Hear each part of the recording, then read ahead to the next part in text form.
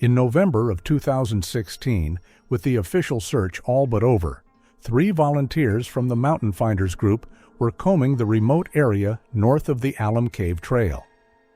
At about 3 in the afternoon, one of them, Ben Carter, heard a strange sound through the dense rhododendrons, a faint, ragged breathing that sounded more like soft crying.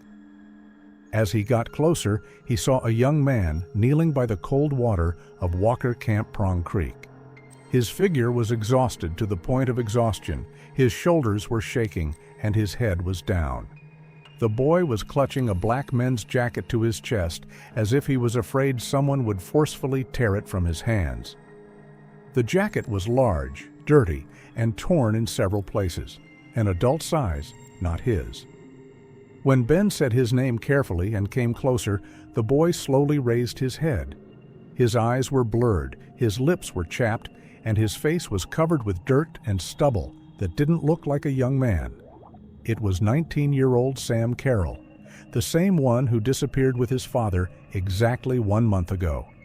And there was not a single trace of the adult man, only a jacket that the boy clutched so tightly as if it was all that was left of him. On October 23, 2016, a Sunday, the weather in Great Smoky Mountains was deceptively calm. A light fog still lingered in the lowlands, but the tourist parking lots at the beginning of the Alum Cave Trail were already filling up with cars. Among them was a gray Ford Ranger pickup truck belonging to 35-year-old mechanic Chris Carroll from Knoxville. His son, 18-year-old Sam, a slender, tanned boy who had spent most weekends in the park since childhood, was on the hike with him. The route was well known to both of them. It was their fall tradition to hike to Alum Cave Bluffs, spend the night nearby, or just sit and take in the view. The family has repeatedly said that for Chris, these outings were a kind of reset button. The air, the silence, the rhythm of footsteps under the leaves. For Sam, it was an opportunity to be alone with his father, without the hustle and bustle of the city and constant minor problems. According to the Rangers' reconstruction, their ascent began at about 10 o'clock and 30 minutes in the morning. One pair of hikers reported seeing Chris and Sam at the Alcamena Arch at about 1 o'clock in the afternoon. The father walked first, the boy followed, both looking focused but not tired.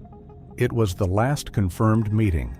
Rebecca Carroll, Chris's wife, would later tell investigators that they were supposed to return no later than sunset. When it was 8 p.m. and their pickup truck was still not in the driveway, she tried to call. Both of their cell phones were turned off. According to Rebecca, this was unusual in their family. Chris always at least sent a short message if he was going to be late. At 9 o'clock, she called the park, and 20 minutes later, she notified the Knoxville police. At night, a group of rangers went out to search for him.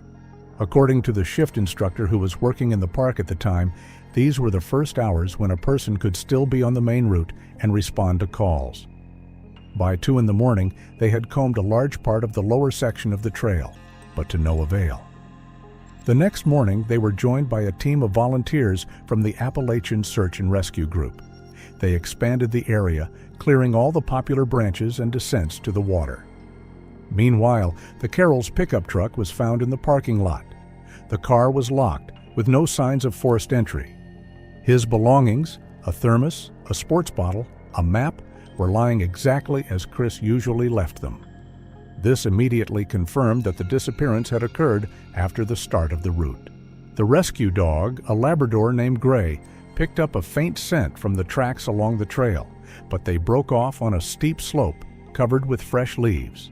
According to the dog handler, this happens when a person either changes direction abruptly or finds himself in an area where the scent is lost due to humidity and wind surges.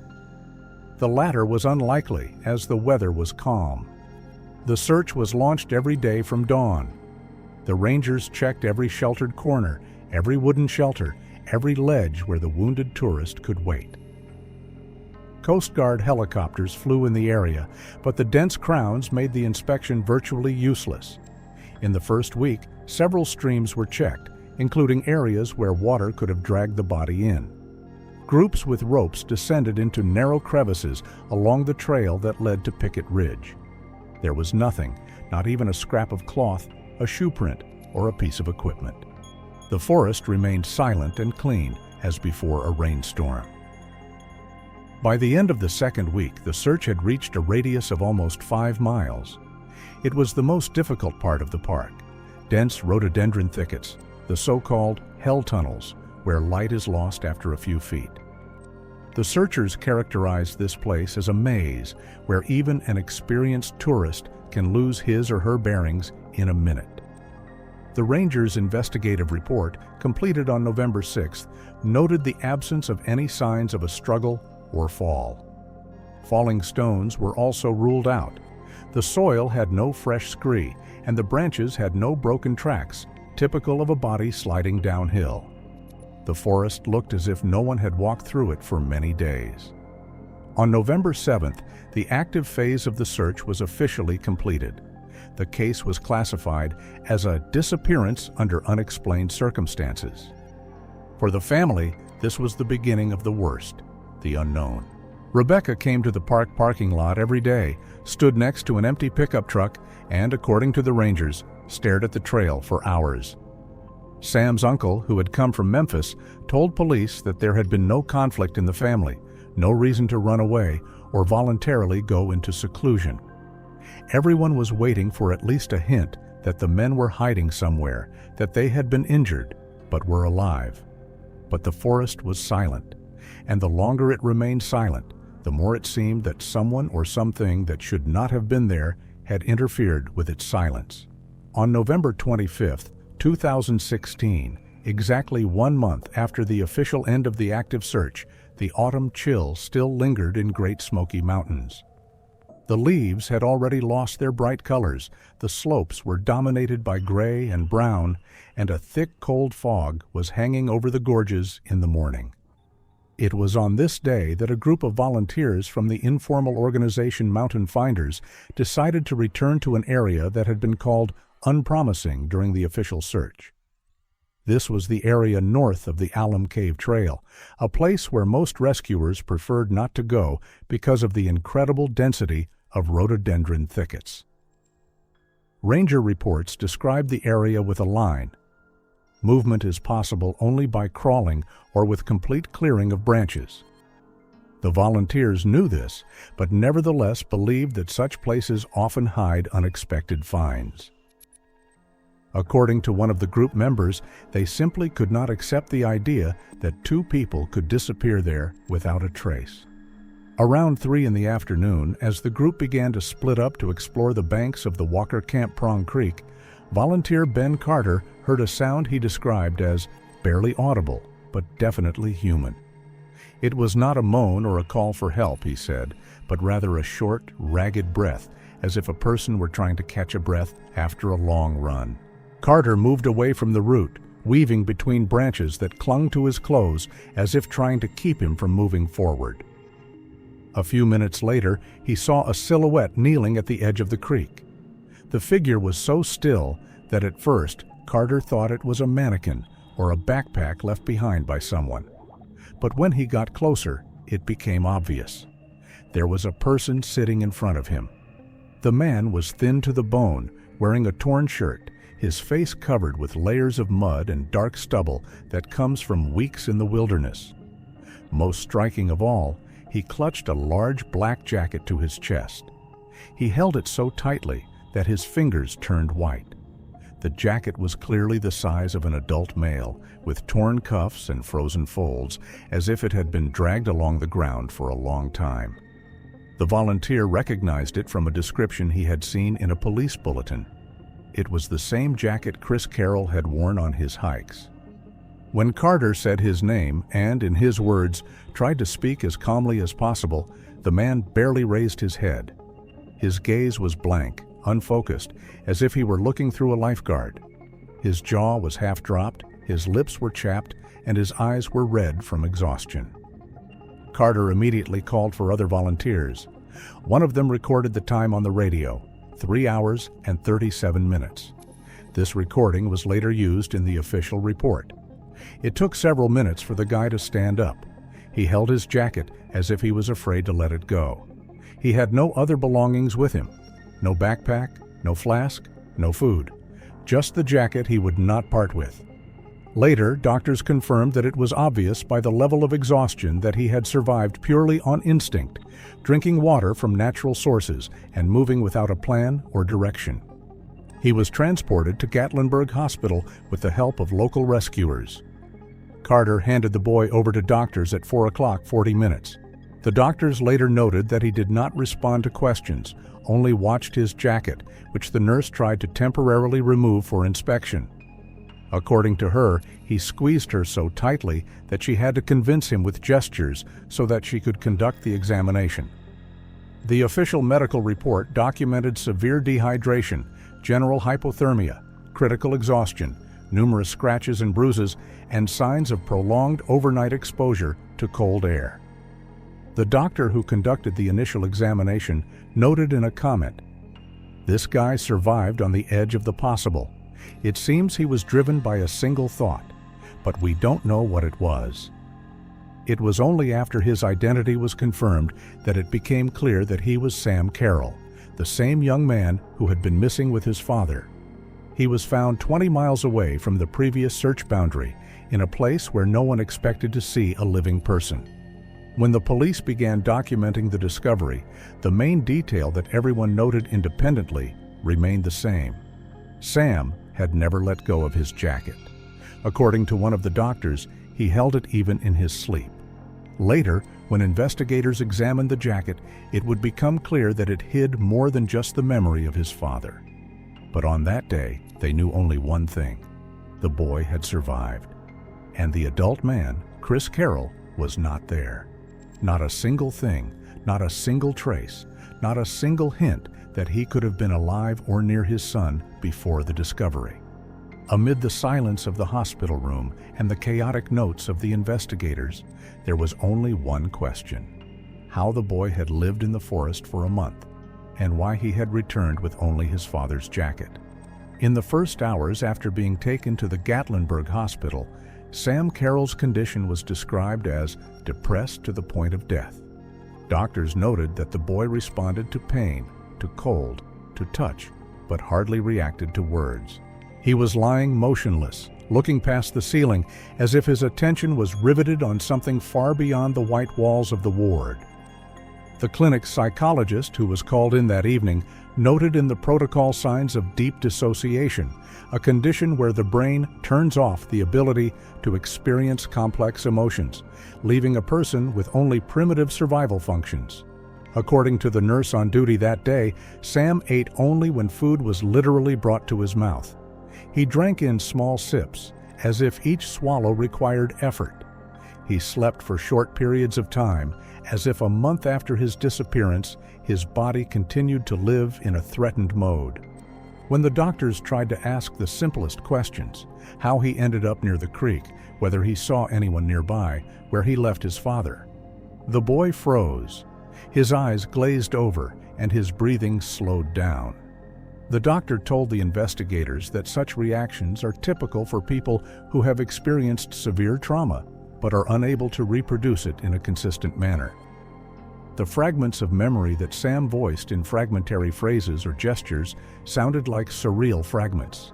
A man's scream, a sharp sound like a blow or a gunshot, and the smell of burning, which he took to be the smell of a thunderstorm. Then, darkness, escape, cold, and the constant repetition of three actions that, in his words, were simply necessary: drink, hide, sleep. In parallel with the work of doctors, another work began at the hospital, the work of forensic scientists. The black jacket that Sam was holding in his hands, even in the ward, was carefully removed and sent to the laboratory. According to the seizure protocol, the guy gave it back only after one of the nurses explained to him with gestures that the jacket would be returned. At that moment, he was hardly speaking. All those present at the hospital, doctors, investigators, volunteers, saw the jacket only superficially: large, masculine, with torn cuffs, dirt stains, and signs of wear. But when the forensic experts unfolded it on the examination table, the first thing that caught their eye was not the contamination. At chest level and slightly below, they found two rounded dips in the fabric. Their shape and edges were classic bullet holes. Experts noted that such damage would not have been caused by a branch, stone, or fall. Drops of dried blood found between the layers of the lining confirmed that the jacket was on the person's body when the shot was fired. The laboratory report, received the next day, canceled all previous hypotheses. The version of a fall, of getting lost, of an accidental injury, everything was crossed out in an instant. A new, unambiguous picture emerged before the investigators. Chris Carroll had been shot. Twice. After examining the jacket, the Sevier County Major Crimes Unit officially became involved in the case. Detectives began by analyzing the route that Chris and Sam might have taken on their last day on the trail. The report noted that the bullet holes found changed the status of the case from a disappearance under mysterious circumstances to a criminal offense, potentially murder. Investigators paid attention to Sam's behavior in the ward. The boy, who should have been relieved after being rescued, was constantly peering warily at the door, as if he was waiting for danger to recur. He often flinched from sharp sounds. The psychologist explained this as a result of the adrenaline shock that had been going on for a month. Sam could not name a single place he had been. He could not describe the people he met. He couldn't even say exactly when he saw his father for the last time.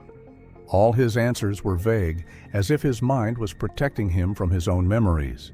At the single word "Dad," he would stretch his hands forward again, as if looking for the same jacket. The nurse told us that he woke up several times at night, glued his eyes to an empty chair, as if someone was supposed to be sitting there. The official description of Sam's condition included the phrase, "His psyche keeps him in a narrow range of survival commands." This explained why he could only see what was critically necessary: water, shelter, warmth.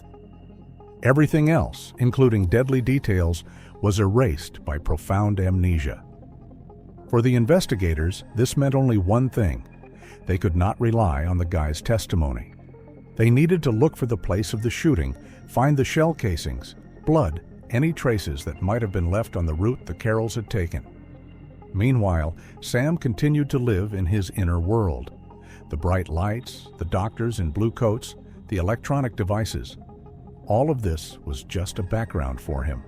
He was silent, sipped water, fell asleep again, and was afraid to open his eyes again. Only one detail kept repeating itself. When he was allowed to return the jacket after all the examinations, he put it next to him and touched the edge of the fabric as if it was the last thing that kept him in reality. The investigators already realized that the answer to what happened in the forest did not lie in the hospital room. It lies in the mountains. In the place where the shots were fired and where the silence of the forest swallowed up the sound that Sam remembers only as the smell of a thunderstorm. The discovery of bullet holes in the jacket officially changed everything. The Carroll case ceased to be a missing persons file and turned into an investigation of an attempted murder, and most likely, a murder in the mountains.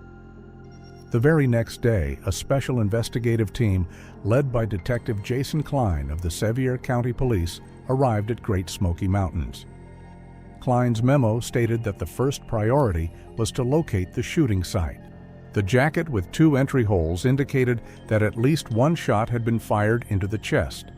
So, somewhere in the mountains, there had to be a place with traces of blood, shell casings, and possibly traces of a struggle. The investigators proceeded from simple logic. If Sam had survived and made it to Walker Camp Prong Creek, then even in a state of shock, he was likely to have followed the water downstream in search of easier terrain. So the group started not from the place where he was found, but from an area upstream where previous searches had not actually gone. The area they went to was called Rhododendron Hell by the rangers. It was a strip of slope where rhododendron bushes grew together into a solid wall. People had to cut their way through with secateurs, machetes, and their own shoulders instead of walking. In a report, one of the group members described it as A job where every step comes at the cost of scratches and lost orientation. They moved slowly in marked loops, marking every sector they could see on their navigators. After a few hours of hard work, the group came to a small rocky terrace in the middle of the thicket, an exposed area partially covered with moss, with low boulders and roots sticking out. It was there that one of the rangers noticed a detail that they had either not seen or simply could not reach during the first search. On the surface of one stone was a dark, almost black dried spot that was sharply different from the natural color of the rock. At first, someone assumed that it was a trace of soil or plant sap, but when a sterile swab was applied to the spot, the reagent showed a characteristic color. It was blood. A few other telling details were found around the stain. There were chaotic potholes on the wet soil, as if someone had slipped, fallen, and tried to get up. There were fragments of bark stripped from nearby trunks, broken thin branches at the height of a person's height. Klein called it a classic pattern of a localized struggle or sudden attack in his report. Further events followed a standard but tedious scenario. The area was immediately cordoned off, marked with caution tape, and unnecessary movement was prohibited. Criminalists with metal detectors started working. They combed every square foot of land around the rocky terrace, removing the topsoil in thin slices.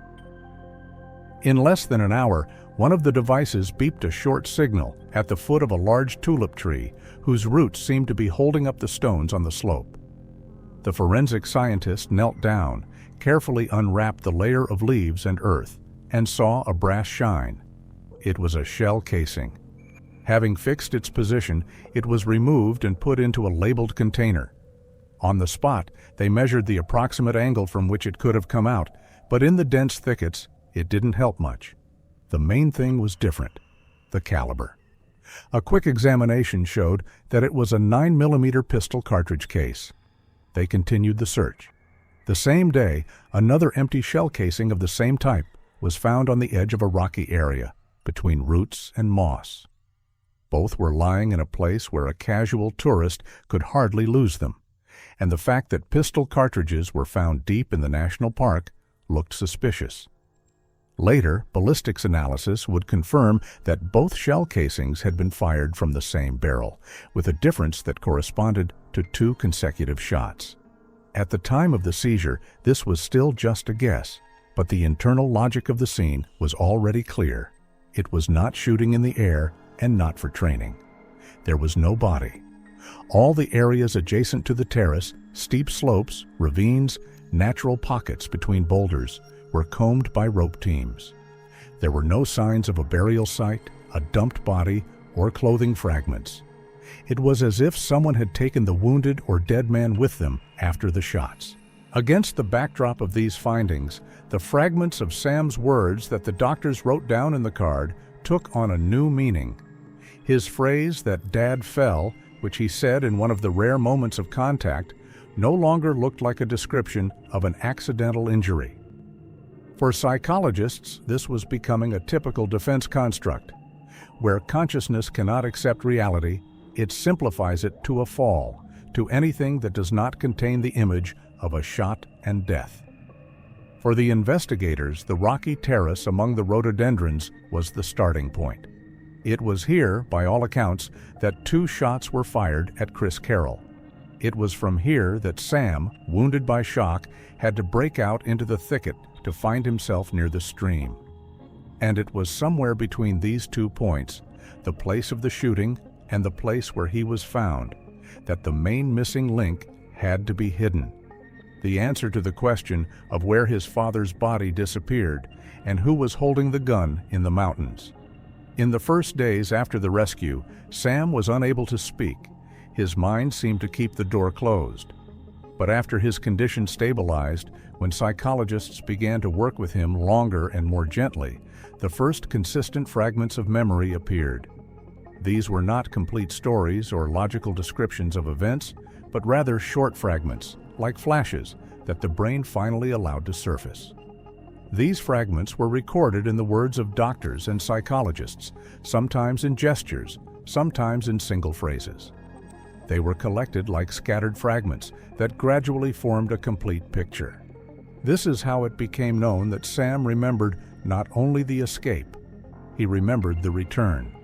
According to a psychologist who worked with the boy in the night ward, the first fragment emerged when Sam tried to explain why he held his father's jacket so tightly that he wouldn't let go of it even when he fell asleep. He tapped his fingers on his chest as if to show his weight, then ran his palm across the floor, pointing down. And then he said softly, "I'm back." The initial panic he had felt as he ran through the thicket was replaced by another, acute shame and guilt. Psychologists describe this as a typical mechanism for survivors of a sudden threat. After an instinctive flight, there is an impulse to return to the one you left behind. Sam spoke about it sporadically, but the meaning was clear. He was trying not to leave his father. In the investigators' reconstruction based on these fragments, Sam returned to the scene of the shooting after he had run away the first time. His memories of that moment were fuzzy, as if covered in a thick fog. He remembered walking at random among the branches, returning in the same direction, although his body was trembling with fear. Then a second persistent fragment emerges. He found his father. Chris was lying on his side, his chest rising unevenly. His breathing, according to Sam, was heavy as a rock, as he explained with gestures, squeezing the air with his palms. His father's face was pale, and his clothes were soaked in the upper part. All signs of injury were confirmed by the fact that his jacket had bullet holes in it. Sam tried to lift him up, but his father barely reacted. The boy grabbed the jacket, which was easy to pull, and dragged the body to the nearest bushes. The place was difficult. Intertwined roots, stones, and branches stretched from all sides. But according to the psychologist, Sam recalled fragments of this movement with amazing accuracy. How his legs slipped, how the ground shifted under his hands, how his father's body suddenly became heavier. At that moment, he recalls, a strange voice sounded in the forest. It was sharp, angry, and directed in his direction. Sam couldn't make out a single word, but he gestured to explain that it was a scream, not a warning. He saw a figure approaching through the thicket, a dark silhouette moving quickly and confidently. The boy did not remember the face or could not see it at that moment. The psychologists emphasized a characteristic detail. Every time Sam tried to recall the figure, he tensed his shoulders as if he was being hit by a wave of fear. This may indicate that he perceived the attacker's movement as a direct threat to his life. That's when the most painful part of the memory happened. When he pulled his father again, the jacket abruptly slipped off Chris's shoulders and remained in the boy's hands. For some reason, this sudden slip stuck in his memory the most clearly. He made a gesture like an object losing its balance and clenched his fingers as if he didn't want to let go. After that, there was a sound that experts later identified as a gunshot. Sam could not explain how many shots there were. His reaction was instinctive. He turned and ran, clutching his jacket as if it were the last thing that still belonged to his father. According to psychologists, Sam heard heavy footsteps behind him. The noise of the pursuit left such a strong imprint on him that even in the hospital he would flinch from loud noises in the corridor. He ran into the thicket without looking back. The branches cut his hands, the ground under his feet gave way, but he kept running until the sounds of footsteps disappeared into the silence of the forest. These fragments don't show the full picture, only fragments. But it was from them that investigators made the most important conclusion. Sam saw his attacker. Not up close, not clearly, but he saw him. He witnessed not only the shots, but also what happened after them. And these memories, which broke through a month after the events, were the first, and so far the only, key to answering what really happened in the Smoky Mountains that day. The investigation, which until a week ago had been based on fragments of memories and guesswork, was given concrete coordinates after the shell casings were found. Detective Jason Klein assembled a separate task force that was tasked with combing the area around the rocky terrace where the shots were likely to have been fired. The place looked quiet, almost innocent. Mossy ledges, old tulip trees, dense fern undergrowth, a typical corner of the Great Smoky Mountains. But it was here, according to experts, that the tragedy began. The forensic team worked from morning until dusk. They marked each area with tape, manually cleared the ground of leaves, and worked with metal detectors on every inch of soil. A few tens of meters from the initial discovery, the device beeped again. The forensic scientist who was raking up the fern picked up another 9mm cartridge case. This confirmed the hypothesis of several shots fired in different directions. But more importantly, 2 additional smaller caliber shell casings were found nearby. Experts identified them as .22 LR rounds, which are small caliber rifle cartridges commonly used by novice hunters and those who hunt for fun, not professionally. Klein would later record in his official report what he said on the spot. There were 2 here. This was not an official conclusion, but it was supported by the logic of the findings. 2 different calibers, different types of shell casings, different trajectories. The hypothesis of 2 shooters changed the entire direction of the investigation. The first one, armed with a small caliber rifle, could have fired at a distance, not to kill, but rather to intimidate or stop. This was consistent with the nature of the first shot, which, according to the jacket's examination, did not fully penetrate the body. The second shooter, with a 9mm pistol, acted differently. This type of pistol was used at short range and required a clear approach to the target. The combination of these features did not seem to be a coincidence. People shooting at tourists in a national park didn't look like they were just making a mistake or mistaking someone for an animal. It looked like organized behavior, fast, deliberate, and aimed at eliminating witnesses. Searchers with dogs received a new task: to find a place where they could hide the body. They moved in concentric circles away from the terrace, stopping at every depression, every damp slope, where there might be fresh earth or a drag mark. The dogs picked up Chris's scent only in the area of the shots, after which the trail was lost between the stones. This indicated that the body, if it was there, could have been moved or lifted onto a vehicle. But no tires or shoe prints were found. The ground was too rocky and the undergrowth too thick for a clear trail. Klein began checking another line of inquiry: illegal activity in the park. Every year, there were cases of poaching in Smoky Mountains, mostly at night. Many of the confiscations involved small caliber rifles. In recent months, ranger reports have made several references to unidentified men seen on remote trails with sacks and knives to butcher the animal. These records had no direct evidence, but were consistent with the theory that Chris and Sam had accidentally stumbled upon something illegal. Perhaps an illegal hunt, or a place where someone was butchering a carcass. In such cases, poachers often act nervously and aggressively, fearing encounters with witnesses. Ballistics expertise added another layer. The findings confirmed that the shot from the small caliber rifle was fired from a relatively long distance and could have been a warning shot. But the marks on the jacket from 9mm rounds indicated close contact. It was already a strike aimed at killing. That is, first someone wanted to drive him away and then to silence him. The version Klein presented in his departmental report looked like this. Chris and Sam went off the trail and came across 2 poachers in the process of illegal activity. The first shot was supposed to drive them away or stop them. But for some unknown reason, the men did not leave, or did not have time. When Chris tried to drag Sam to cover or retreat calmly, the situation got out of hand. The next shots were fired almost at close range. Sam confirmed this indirectly. His memories of the chase, fragments of footsteps behind him, a dark silhouette, everything fit into this picture. After the shooting, the perpetrators probably chased the boy, but because of the thicket and darkness, they could not catch up with him. Then they returned to hide the body. If they took him away, they most likely had the tools and means to move him a distance. But the most difficult question remained the same: where exactly Chris Carroll's body was now. Klein ordered a check of all the registers of violations in the park over the past year, from illegal logging to hunting with spotlights. He had a feeling that he wrote down in a memo.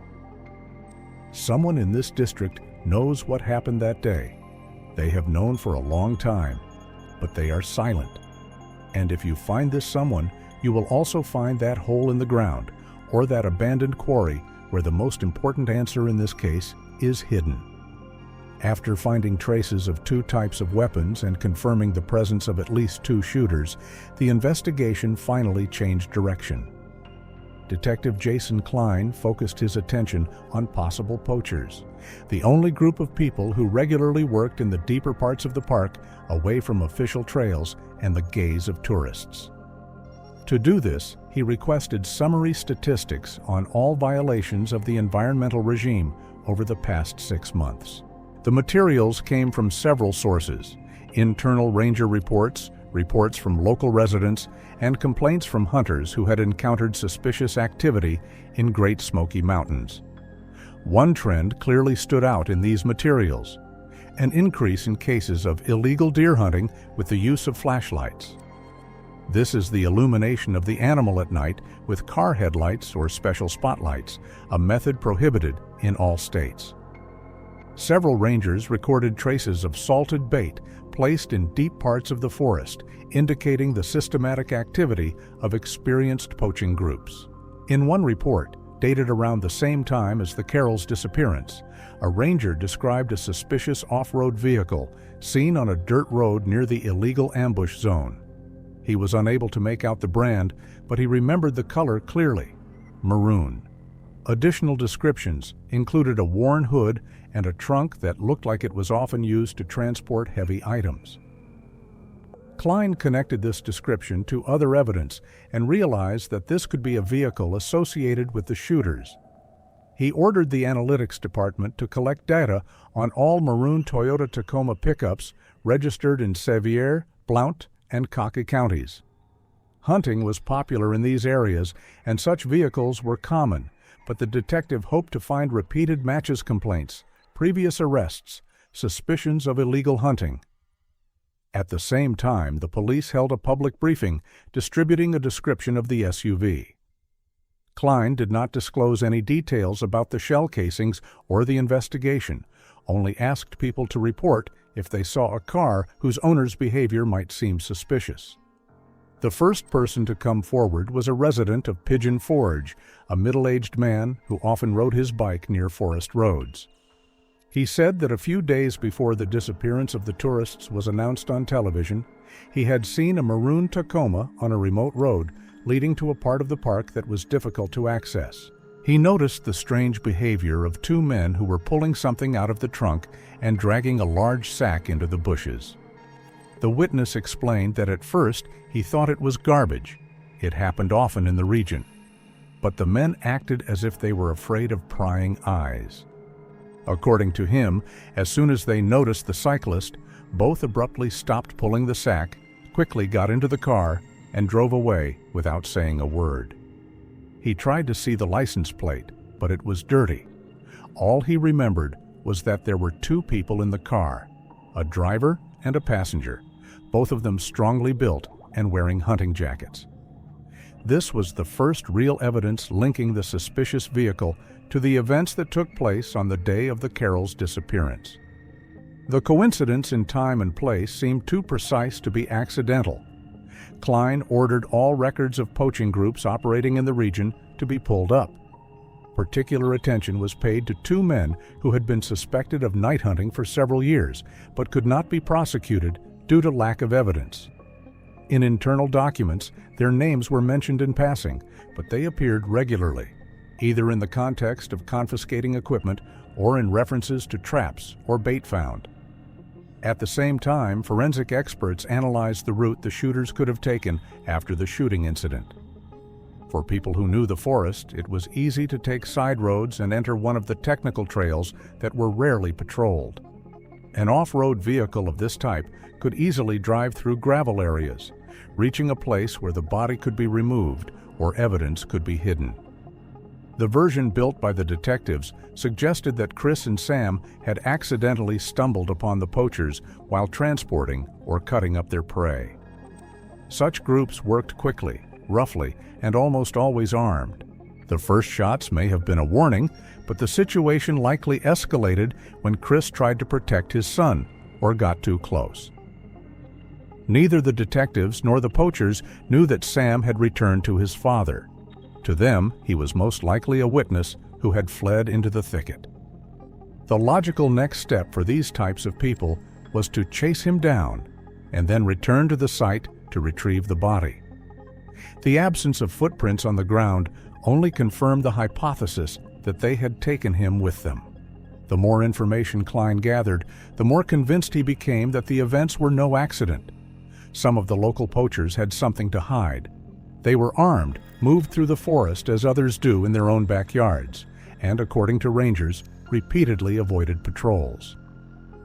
The investigation had a concrete direction, but in order to identify the men involved definitively, Detective Klein needed more than eyewitness accounts and a general picture. He needed hard evidence weapons, bloodstains, objects left at the crime scene, or anything that would link specific people to that rocky terrace in the heart of the forest. After putting out an APB for the maroon Toyota Tacoma, detectives received information about several owners of similarly colored cars, but only one matched the minor violations known in the park. The car belonged to a Sevier County resident named Liam Weiss. His record included fines for illegally setting traps, and ranger reports mentioned several times the name of a man who avoided patrols in the evening. His friend, David Bradley, often appeared with him. The two men lived in an old wooden house on the outskirts of Pigeon Forge, a place where a strip of woods came so close to the backyards that the shadows of the trees fell directly on the windows. The house looked run down, the roof was sagging, and the backyard was cluttered with scrap metal, tools, and hunting gear.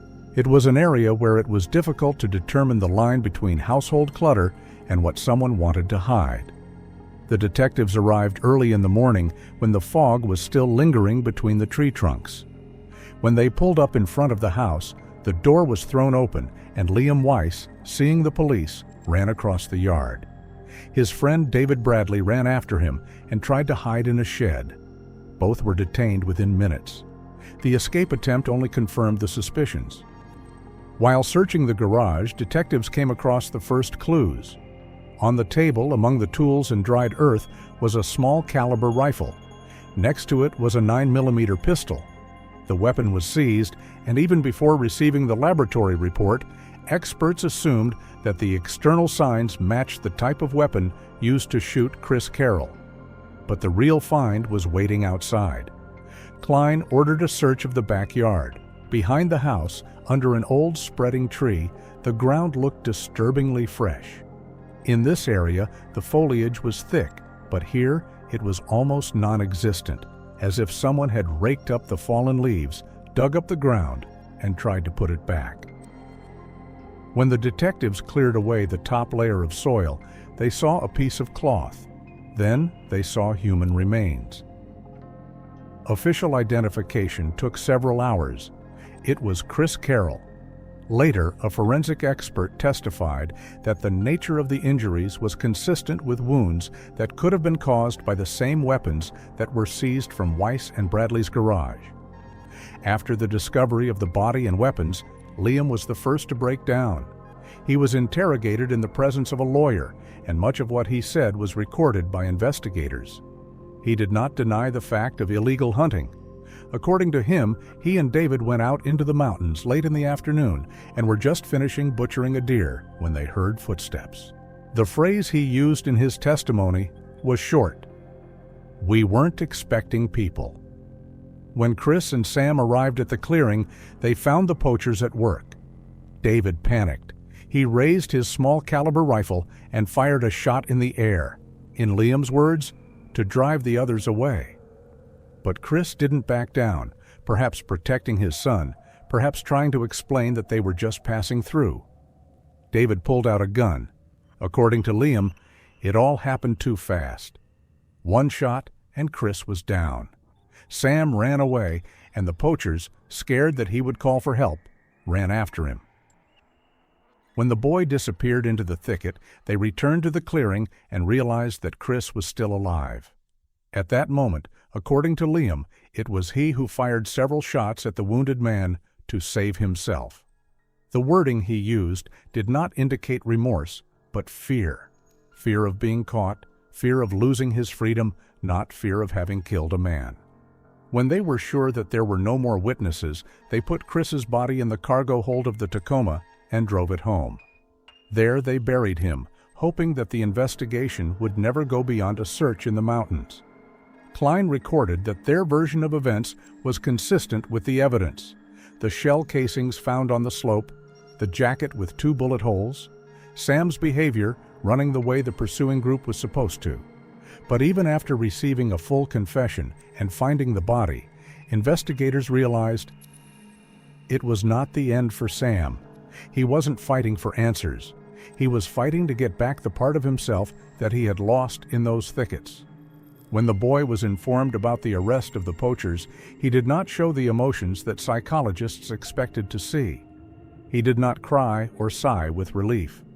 According to the doctor, he just sat on the bed for a long time, clutching the edge of the blanket the same way he used to clutch his father's jacket.